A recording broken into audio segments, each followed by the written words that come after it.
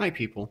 So, here's that Harley Davidson TV I was talking about. The big old sticker on it. I don't know why someone put that on there, but I mean, whatever. It's actually a Quasar TV from 1978. I'll show the sticker on the back later, but man, this thing is peak 70s, especially the wood grain. It looks finely aged with a little bit of cigarette, but yeah, it's more vivid in person, I'm noticing. On the camera, it looks a tad unvivid. I don't know. In person, it looks a little bit more colored like this chair. Maybe not quite that rich, though. Yeah, this thing's awesome. Just want to show this thing off a bit. It's from, I think it's August of 78. It's pretty cool. The little plate down here that shows what these controls are is unfortunately missing, but I was able to figure it out and get this thing pretty nice and dialed in. There are a little bit of issues with the color, but otherwise this thing's really good. Still dealing with that a little bit. So let's turn it on and see how it's doing. Warms up nice and quick and gets very bright. Yeah, it's pretty awesome. So that's how it looks on static. I don't know why this line appears. It's visible in person too. I thought when I first turned it on that would mean the vertical needs adjusting, but I think the vertical's actually fine. You'll see it a bit weird later, but that's just due to this source I have. When I hook it up to an NES, it's fine. So let's go to the source I have. Right there. Have it hooked up through a regular RF modulator to my laptop here. And hey, I think this thing looks pretty good. The text isn't all too readable due to the phosphor. It's, you know, it's, I don't know if you can really see it with this camera. It's, oh, there you go. Not super dense. It's similar to some 9-inch CRTs I have, but it's an older design of it from what I've seen. Yeah, but I mean, even accounting for that, the clarity is pretty good. You could read quite a bit. It's probably easier if I put this full screen. Oh yeah, then you can read those really good. This is a great little TV. Probably even read the title a bit.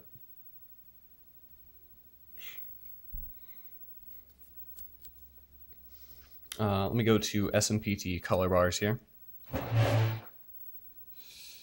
Reach my hand all the way across the keyboard. There we go.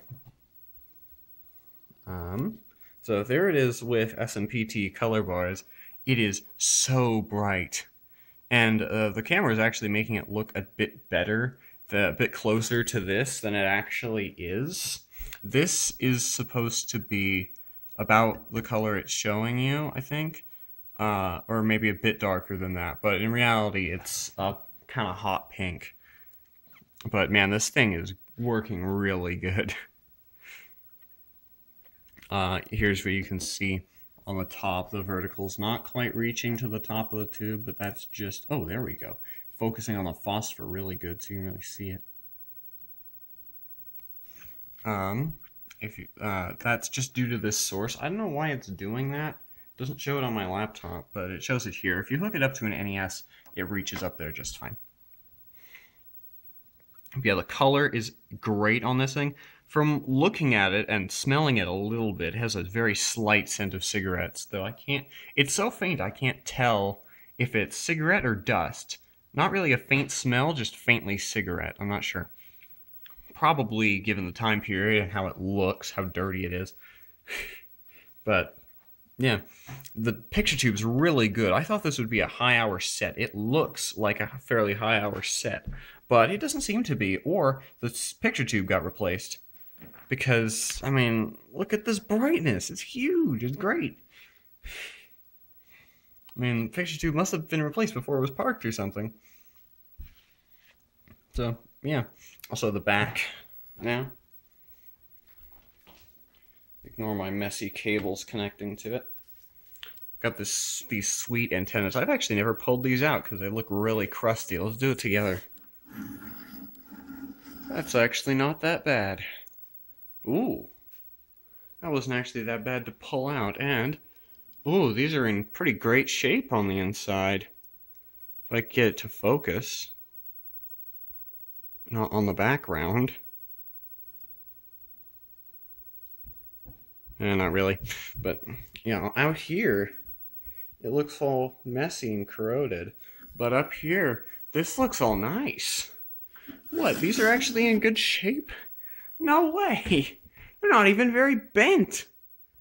Oh man, this is just a score of a TV. I think I bought this for 50 bucks. Shipped. 50, I think it was 50.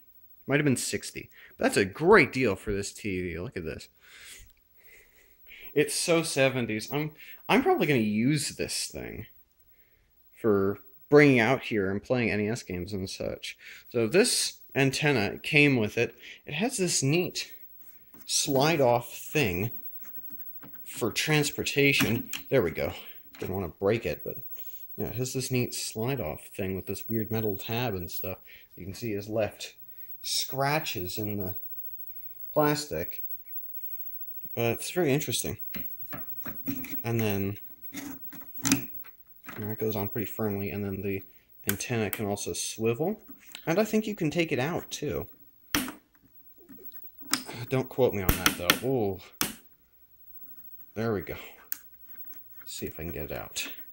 I'm going to put these back down first before I try that. But yeah, these are actually really good condition rabbit ears. I'm surprised for how they look on the outside.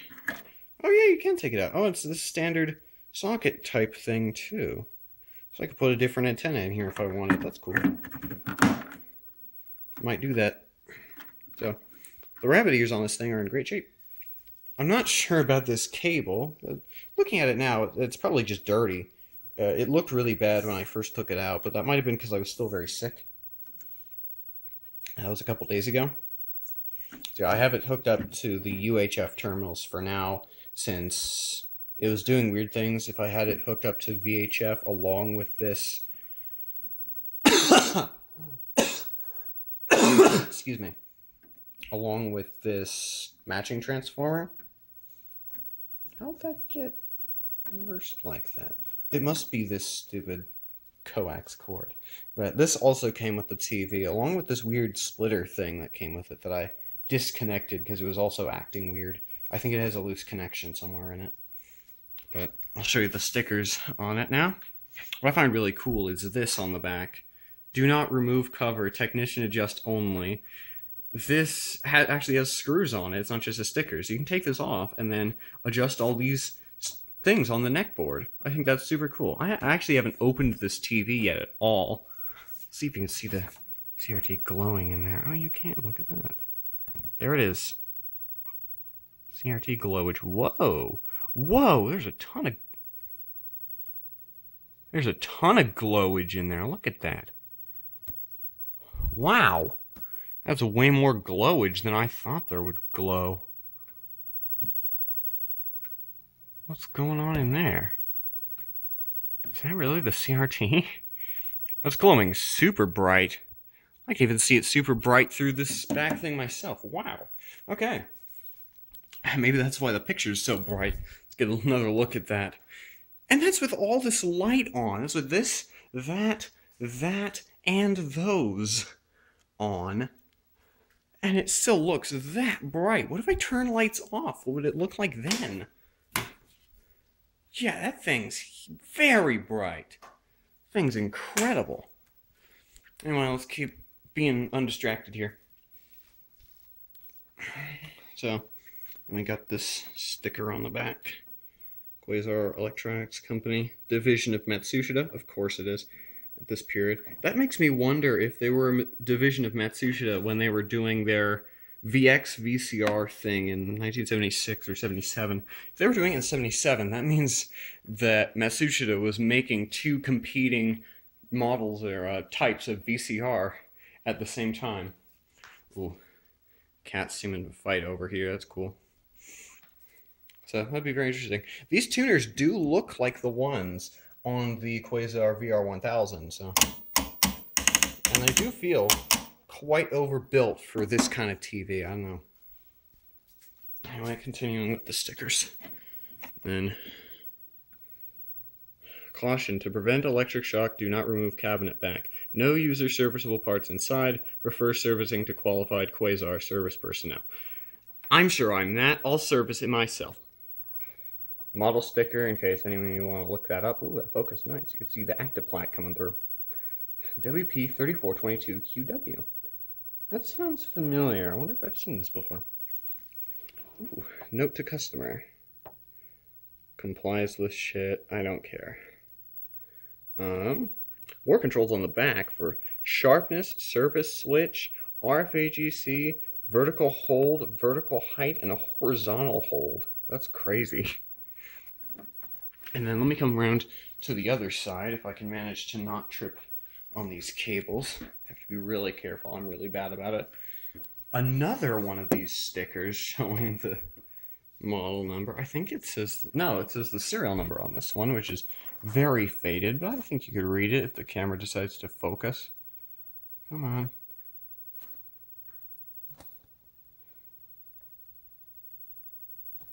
Come on.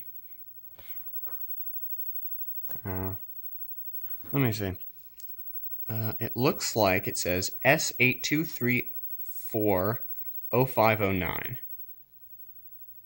Oh, there you go. You can see it now. Okay. And then last couple. Oh, and there's focus control here. And then there's these things on the back for winding up the cord. They're not broken. That's cool.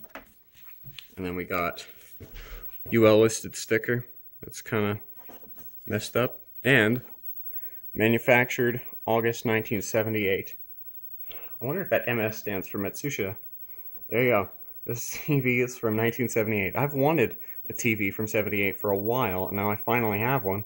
And man, it's awesome. This thing's great. Glad I finally bought one. I believe that's my personal favorite year of consumer electronics. And style and all that. So there we go. See, I wonder how much buzz there is in the sound. Well, that's rather interesting. That's it with Max. That's a really weird buzz. A little bit of scratchiness in there.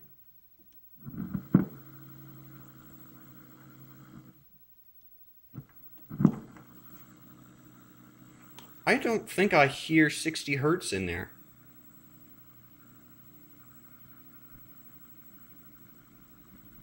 If I do, it's only faintly from the modulator back there. Oh. Oh, yeah. That's cool. So my fine-tuning isn't good enough. There we go. My laptop turned off. Hey, don't tell anyone my password is something. Oh, there's news on this laptop, by the way, that I will probably give later tonight. So anyway, let's test the sound on this, since, you know, that weird buzzing is so weird. I've never heard any kind of buzzing like that on a TV. Also, man, this camera's syncing with the TV pretty good. Okay, so let me go on here. Oh, yeah, it's not escape. It's function F11. There we go. You go down to the start menu and find the settings, because the audio is currently coming out of the laptop here. Sound output. Output's at the top. Macro Silicon HD audio driver for display audio. Yeah, we'll do that one. And then audio from this should come out of the TV. So we'll do that. And then we'll just play the video where it is so I can get the volume right. And then I'll... Okay, and then I'll go to this theme here.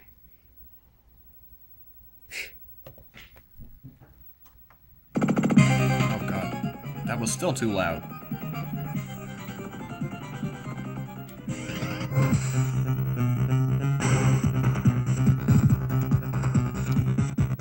I think volume control's having issues right there.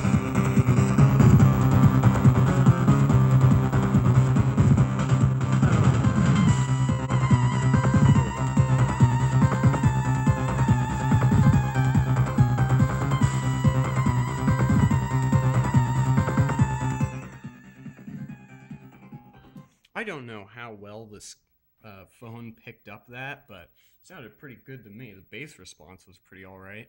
Liked that. That was fun to listen to. By the way, go subscribe to Yone, 2008. They make great VRC6 remixes. Those of you who have watched my videos getting individual tracks from that Shimoin's, I probably butchered that really good, VRC6 collection, that's this guy. So there you go. So go subscribe to them. I'll put a link to, whoa, if I zoom in, it does funky things. What if I turn off the auto AFT? I have to adjust this a bit more. That's very interesting. Let's see.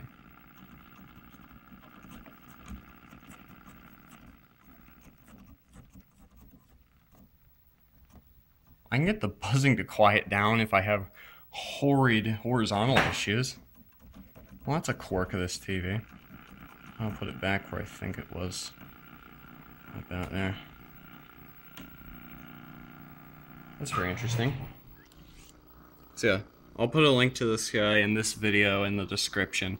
This guy's awesome. You should check him out. There. So yeah, that sounded pretty good. Overall, this seems like a great TV, and this is a very long-winded review of it, considering it's just a little...